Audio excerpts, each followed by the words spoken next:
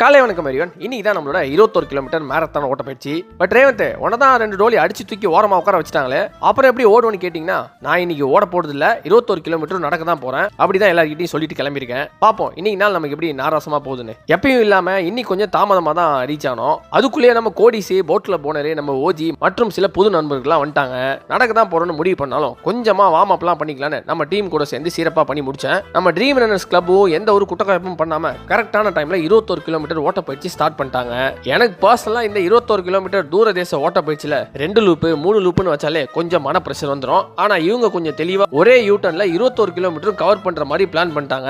அது உண்மையிலேயே ஒரு பாராட்டக்கூடிய சூப்பரான மேட்டர் தான். என்னடா இவன் நடக்க போறேன்னு சொல்லிட்டு ஓடுறானேன்னு பாத்தீங்கன்னா வேற ஒண்ணும் இல்ல, சுத்தமா மனசு கேட்கல. சோ லைட்டா ஓடலாமேன்னு ஸ்டார்ட் பண்ணேன். ஆஃப்டர் 5 கிலோமீட்டர் கால்ல பெருசா அடிப்பட்ட வழி தெரியல. மேபி பிகாஸ் ஆஃப் நம்ம ரெட் பாண்டா ஷூனால நினைக்கிறேன். அதனால கொஞ்சம் புஷ் பண்ணி 10 கிலோமீட்டர் 1 hours 5 minutesலயே முடிச்சிட்டேன். ஆனா இன்னைக்கு நான் பண்ண தப்புனால அடுத்த 10 நாள் நான் கஷ்டப்பட போறேன்னு தெரியாம இன்னைக்கான ஓட்ட பயிற்சியை கண்டினியூ பண்ணிட்டு இருந்தேன். இதுல 2 மகா பிரபுகள் எல்லாரையும் நல்லா என்கரேஜ் பண்ணிட்டு போயிட்டு இருந்தாங்க. கண்டிப்பா கை தட்ட வேண்டிய விஷயம் தான். ஆனா போற வழியில என்னையும் என்கரேஜ் பண்றேன்னு முதல்ல 2 தட்டு தட்டுனாங்க பாருங்க.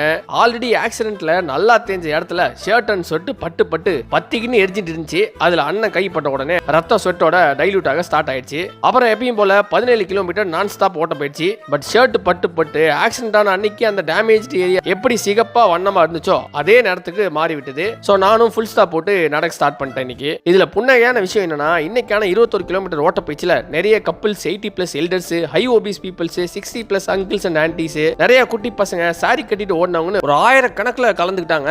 அவங்களோட புண்ணைகளாம் ஃபேஸ்ல பார்க்கும்போது நம்ம ஊர் எவ்வளவு டெவலப் ஆயிட்டு அப்படின்னு தான் தோணுச்சு. ஒரு சில வருஷத்துக்கு முன்னாடிலாம் அன்ஹெல்தி லைஃபை ஃபாலோ பண்ணவங்களாம் இன்னைக்கு ஹெல்தி லைஃபை நோக்கி போயிட்டு இருக்காங்க. அதை பார்க்கும்போது மனசுக்கு ரொம்ப சந்தோஷமா இருந்துச்சு. ஃபைனலி 2 hours 35 minutesல 21 கிலோமீட்டர் ஓட்ட பயிற்சி முடிச்சுட்டு மெடலையும் வாங்கிட்டேன். நம்ம முடிக்கிறதுக்கு முன்னாடியே டைரக்டர் பாரஞ்சித் டீம் சிறப்பா முடிச்சிட்டாங்க. காலை பார்த்தாலே தெரியுது அண்ணன் கொஞ்சம் பயங்கரமான ஆட்டக்காரர் தான் போல.